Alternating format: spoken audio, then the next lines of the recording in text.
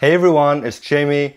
Today I'll be sharing with you 6 life-changing books. Starting off with the first book. The first book is Dale Carnegie's How to Win Friends and Influence People. This is a great book for becoming better at interacting and communicating with other people. I read this book because I have no friends. The book provides lots of concrete tips which you can apply to your very own life, in addition to backing it up with anecdotal evidence. This book was very insightful, and while reading it, I found many things which I did wrong in my own day-to-day communication with other people. So the book starts off with 6 ways to make people like you, and some of my favorite principles and tips from this is to use people's names, smile, listen to them and show genuine interest, and make them feel important. I found that just making these small changes in my everyday life made me a far more likable and socially adept person. Carnegie also gives some great advice in how to build and develop relationships. One of my favorite principles from this book is not to criticize, blame, or complain. This is something which I'm working on at the moment. In the moment, it can feel great to vent your feelings and to be angry at someone, but in the long run, it does no good for you and it ruins your relationships,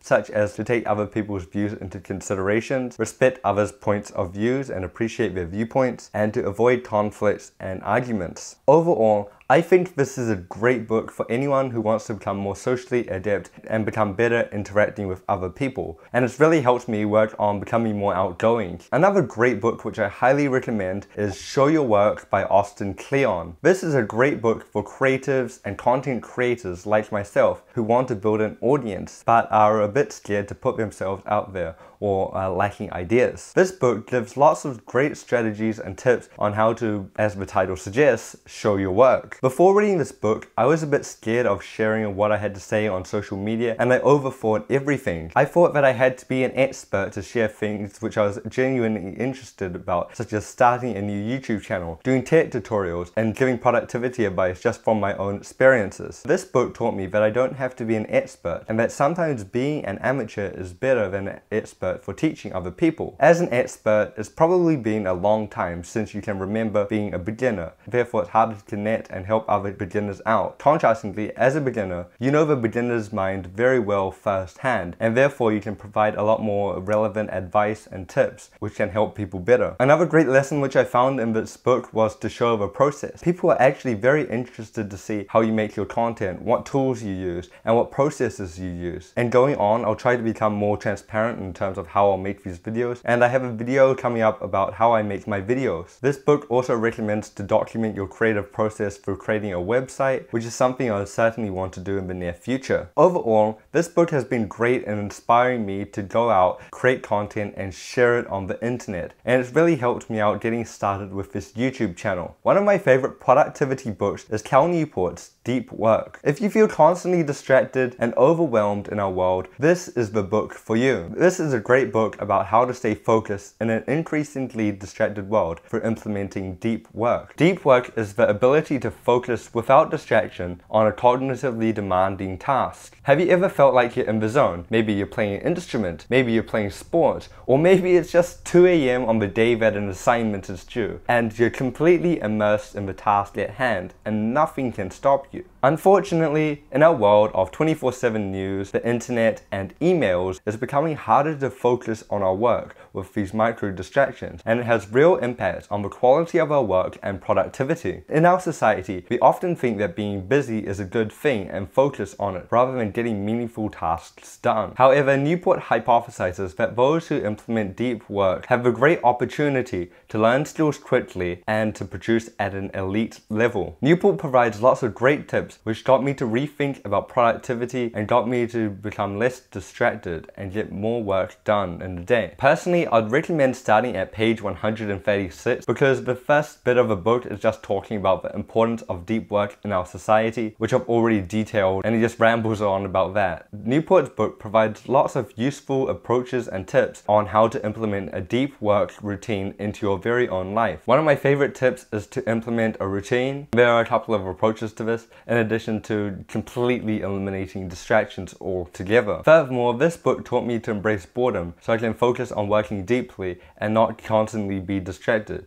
And a great way of doing this is through setting off internet blocks for a while and then being able to use the internet afterwards in a specific period of time. Furthermore, this book got me to be a lot more intentional with my use of technologies and tools such as social media and recognizing the positives and the negative consequences of social media usage. And that really got me to cut down on my usage of social media. I have a video about quitting social media up here and I highly recommend checking it out. Another book which goes hand in hand with deep work is Make Time. Make Time notes 87 useful tips to help you get more out of every day and focus better. Maybe you read Deep Work and you found it a bit hard to implement into your own life. Make Time provides lots of tactics which you can experiment with to see which works and sticks in your life and what doesn't. The first step is highlight, and that's about being more deliberate with your day. One of my favorite tips there is setting up a highlight, which is a non-negotiable thing, normally between an hour and a half long,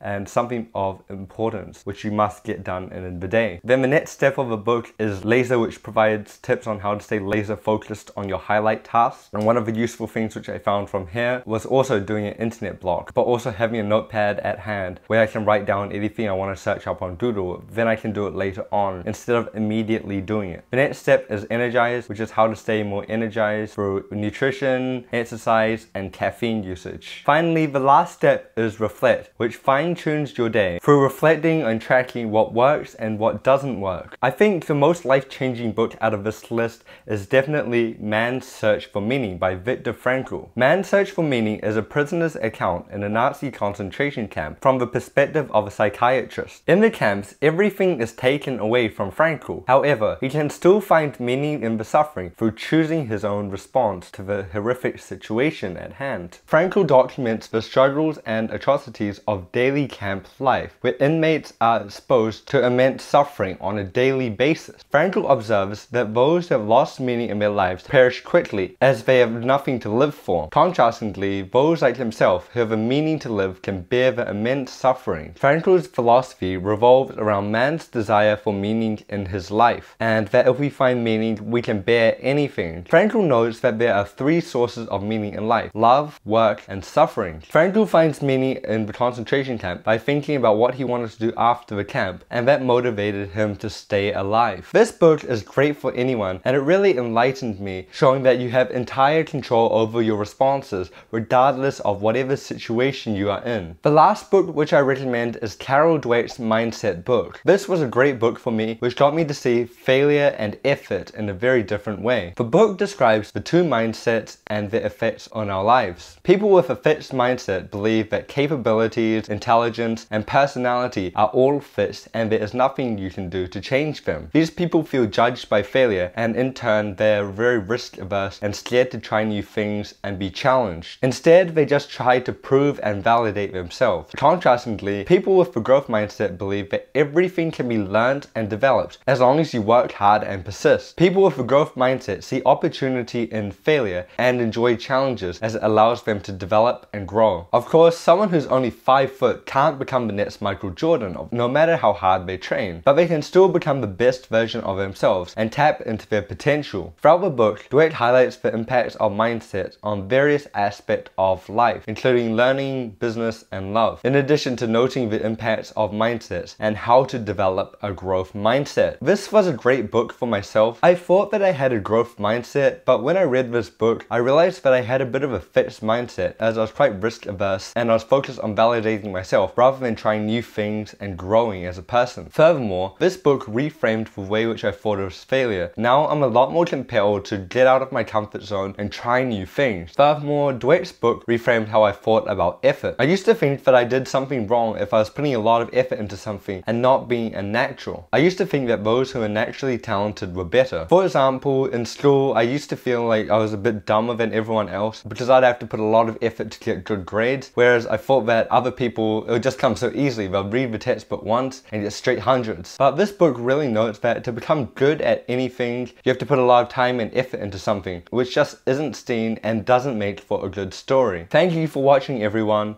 If you liked this video, please comment, like, and subscribe, because I put a lot of effort into this video. I have all the books linked down in the description, and I highly recommend you to check it out. Thank you for watching, and I'll see you in the next one. Bye!